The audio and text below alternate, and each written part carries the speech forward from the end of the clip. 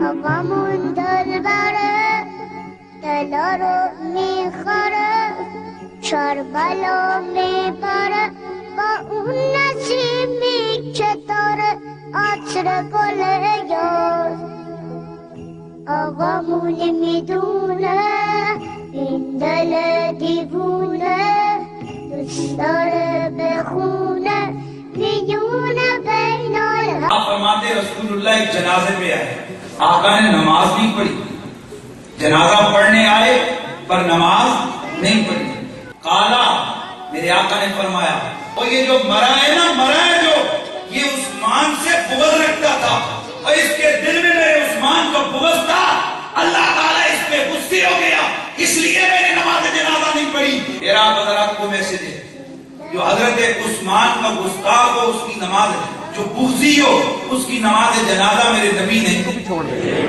آپ بریلویوں علماء سے پوچھیں کیا دیوبندیوں کا جنازہ کو بریلوی پڑھ سکتا ہے؟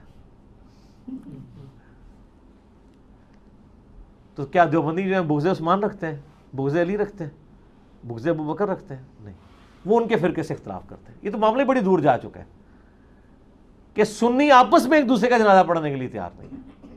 ہمارے جیلم میں ہوا ہے کہ اہل حدیث عالم فوت ہوئے، ہم اس وقت چھوٹے چھوٹے تھے، تو کچھ بریلویوں نے جا کے جنازہ پڑھ دیا تو بڑے مفتی نے فتویٰ دے دیا کہ تجدید نکاح کریں، نکاح ٹوٹ گیا ان کا، حالانکہ وہ ماڈریٹ اہل حدیث علماء میں سے تھے. فتنہ پرور نہیں تھے، اپنا مسلک ضرور بیان کرتے تھے لیکن اس لیول پہ نہیں تھے، وہ بھی نہیں ان کو ہضم ہوئے، اور یہی وہاں پہ بھی ہوتا ہے. تو یہ باتیں ہیں. اب آ رہے ہیں اس سوال کی طرف. سیدنا عثمان غنی رضی اللہ تعالیٰ عنہ علیہ السلام کے اوپر میرا ایک کلپ بھی ہے، بغض عثمان ورسز بغض علی، اور ایک اور کلپ بھی ہے سیدنا عثمان رضی اللہ تعالیٰ عنہ سے متعلق 3 جھوٹ، جس میں نے حضرت عثمان کا دفاع بھی کیا.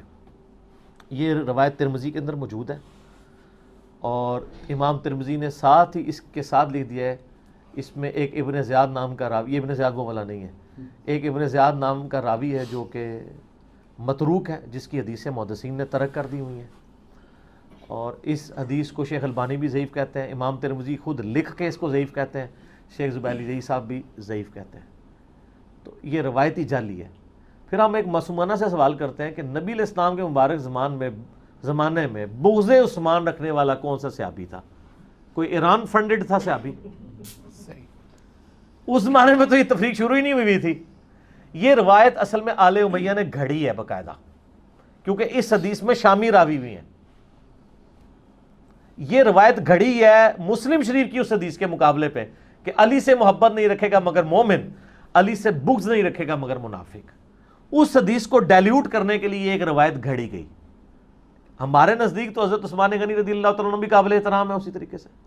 ایون شیعہ میں بھی جو یعنی صحیح شیعہ علی ہیں، ایران میں جس طرح شیعہ، امام علی علیہ السلام کے آخری 10 سال کے اوپر انہوں نے فلم بنائی ہے نا، تو حضرت عثمان کو کتنی رسپیکٹیبل پرسنالٹی انہوں نے پیش کیا ہے. باقی جو انہوں نے اختلاف رائے بتایا کہ حضرت علی آ کے ان کو سمجھاتے تھے کہ آپ یہ غلط کر رہے ہیں، آپ یوں نہ کریں، تو یہ تمہارے اہل سنت کی حدیث کی کتابوں میں موجود ہے، صحیح بخاری میں موجود ہے. واقعہ تو ثابت نہیں ہے، لیکن پہلی بات یہ یاد رکھیں، اس میں جو اصول کی بات سمجھیں کہ نبی صلی اللہ علیہ وآلہ وسلم کی جو محبت ہے نا، اسلام اس کے گرد سینٹرڈ ہے، اللہ، رسول، قرآن اور آخرت. اس کے بعد اگر کسی معاملے میں کسی کے ساتھ کوئی اختلاف رائے کسی کا ہوتا ہے، یا کسی کے دل میں کوئی کسی کے بارے میں محل آ جاتا ہے، اس کا قطعاً یہ مقصد نہیں نعوذ باللہ من ذالک کہ وہ اسلام سے خارج ہو گیا، ورنہ سب کے اندر کسی نہ کسی درجے کا ہوتا ہے. کون نکال سکتا ہے؟ میں آپ کو جیلم کی مثال دیتا ہوں. فیض عالم صدیقی ہمارے یہاں سے واکنگ ڈسٹنس پہ اہل حدیث مسجد کا خطیب تھا، جس نے ناسبیت پھیلائی تھی. اب تو خیر ختم ہو چکی، جیلم سے اس سے بڑی آواز اٹھ گئی اللہ کے فضل سے. مرتے دم تک وہ اہل حدیث مسجد کا امام اور خطیب رہا. قتل ہو گیا. حضرت علی کے بارے میں بکواسات کرتا تھا جمعے کے خطبوں میں، ریٹن کتابوں میں، حضرت علی کی نام نہاد خلافت، ٹھیک ہے، اس قسم کے الفاظ وہ یوز کرتا تھا. تو کیا کہیں اہل حدیث نے اس کا جنازہ پڑھنے سے انکار کیا، یا اس کا جنازہ کسی اہل حدیث نے نہیں پڑھا؟ آج تک اون کر رہے ہیں. وہ لال رومال والی پارٹی، سارے بھائی اس کے آج تک اس کے مضامین چھاپتے ہیں اپنے اس کے اندر.